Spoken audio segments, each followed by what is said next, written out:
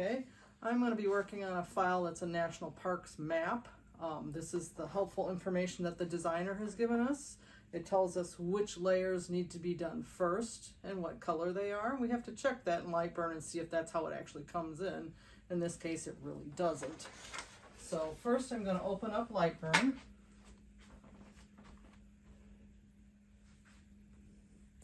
Let's get that bigger. Well, and then let's import the file. So I wanted the top with nameplate 3. Let's zoom in a bit. Okay, as you can see, these are not in the same order. The engrave needs to be done first, then the score. Let's move the score up. And then the black layer, and then the blue layer. We're going to add an engrave layer because we want to put our name here. So let's zoom in on that.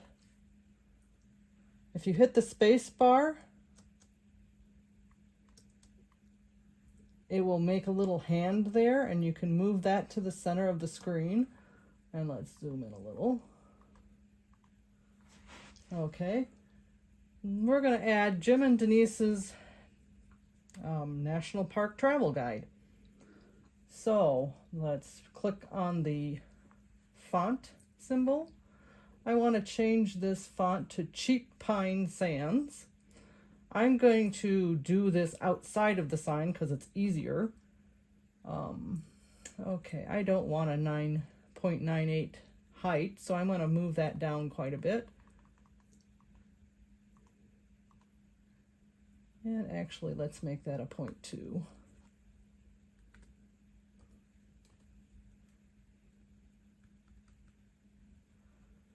And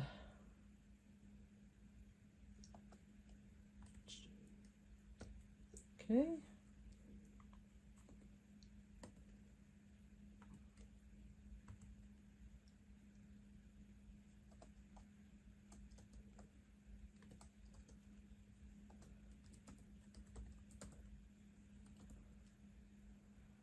So here we've got Jim and Denise's. I want these lines to be different, so I'm going to change them to different things. We're going to put that, make that green. So that put another layer there. Remember, green, the engrave needed to go first, so let's move it up into the top. Now let's put that in here. Oh, we want that a bit bigger, huh? So, not sure I want it this big, but let's start with, let's start with that. Now let's put another line. National Park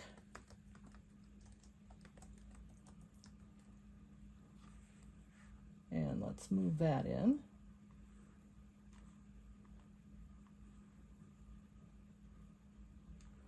Let's make him bigger too. And in fact, I'm going to make this one a little smaller. And let's make our third line. Travelguide. And let's use that.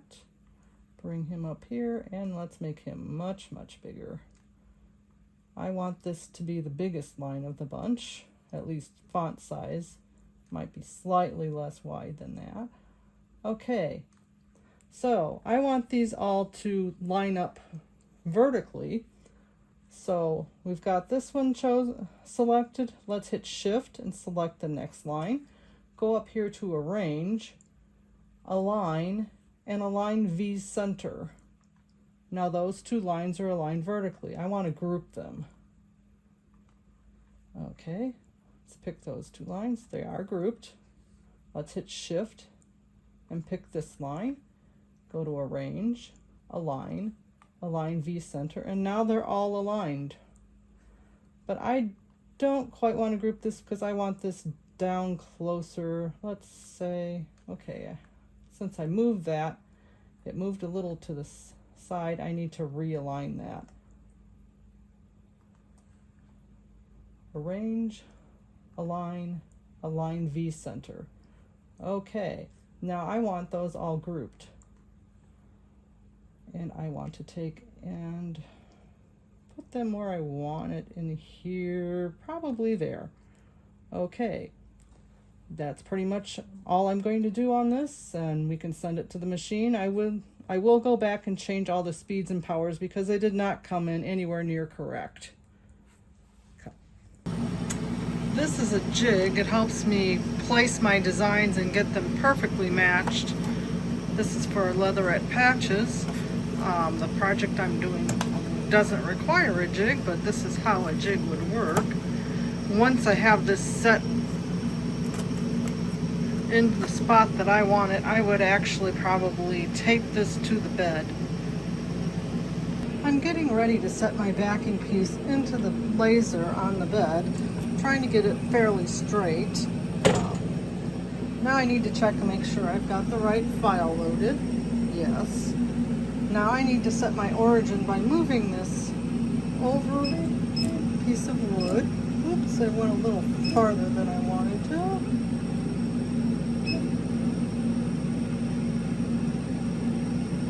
Okay, let's set the origin, and let's check it.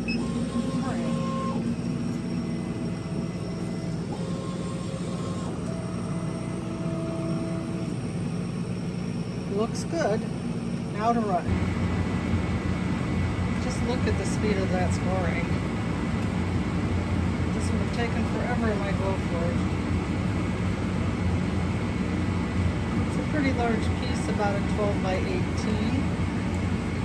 This is the middle layer of the National Park tile that I'm working on. Now this is the top layer of the National Parks map. And here's the end result.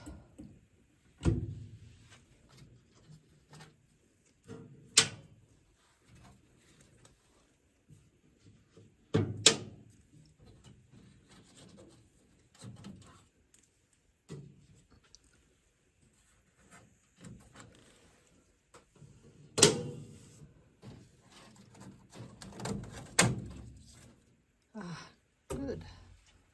It's the scrap. This is the frame.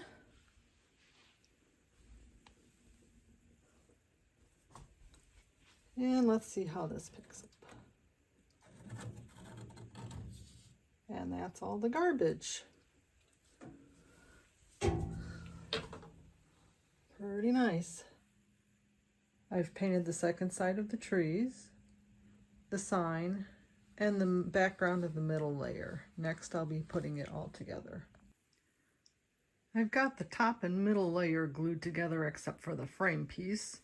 I'm going to spread glue all over this middle piece and then stick it onto the backing that's sitting behind it. Now I've got the middle, top, and bottom layer put all together. Just have a little frame piece to go around the edge that'll cover up that lighter colored edge. Now it has to sit and dry. And here's the final project from Homestyle Customs. It's one of my favorite projects to make.